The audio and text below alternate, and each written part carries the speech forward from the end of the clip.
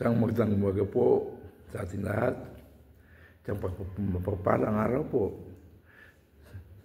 na naman dito sa pag-aaral natin dito sa Nehemias 1:4 and 11. Mupo ako at umiiyak. Ilang araw akong nagdalamati, nag-ayuno at nanalangin sa presensya ng Diyos na ating kalangitan. Nehemias 1:4. Manalangin. Minsan, nagkwento si Abraham Lincoln sa isang kaibigan. Maraming beses na akong napaluhod dahil sa matiting paniniwala na wala na akong ibang mapupuntahan kundi ang Diyos. Sa gitna ng tinting taon ng digmaan sibil sa Amerika, hindi lamang sila nalalangin ng masibasig, kundi hikayatin niya ang buong bansa na manalangin kasama niya.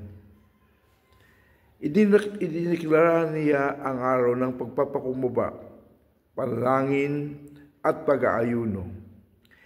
Muling inilito ni Lincoln nung may ganitong payag, tungkulin ng mga bansa, gayon din ang bawat tao.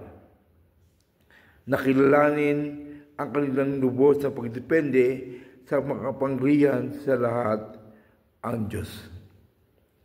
Aminin ang kanilang makasalanan at pagsuway na may pagkumbaba puso, subalit may tiyak na pag-asa na magbubunga ng awa at kapatawan ang tunay na pagsisisi. Pagkalipas naman ng 70 years na taon na pagkabayag sa Babylonia, naglabas sa kautusan si Haring Cyrus na maaaring bumalik na sa Jerusalem ang sinumang Israelita na magnanais nito, ngunit labis na hirapan ang nagsibalik sa Yuda. Nehemias 1:3. Nabalitaan dito ni Nehemias, isang Israelita at ang pagdala ng kopa ng hari ng Babylonia.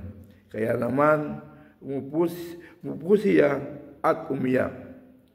At ilang araw na nagrusa, nagayuno at nalangin ng buong puso siyang nalangin para sa kanyang bansa. At kalaunan, inikayat din niya ang kanyang mga kabayan na magayuno at manalangin. Pagkaraan naman ng maraming taon, sa panahon ng Imperyong Romano, ganito ang paalala ni Apostol Pablo: manalangin para sa may kapangyarihan. 1 Timoteo 2:1 and 2. Hanggang ngayon, nakikinig pa rin ang ating Diyos sa mga palangin may kinalaman sa kapakanan ng iba. Diyos Ama, nasa gitna po kami ng kagapitan ngayon. Aming pag-usap, tulungan po kami at lagi po kaming mga dalangin sa iyong dakilang pangalan. Purihin ng Panginoon, purihin ng mga salita ng Diyos.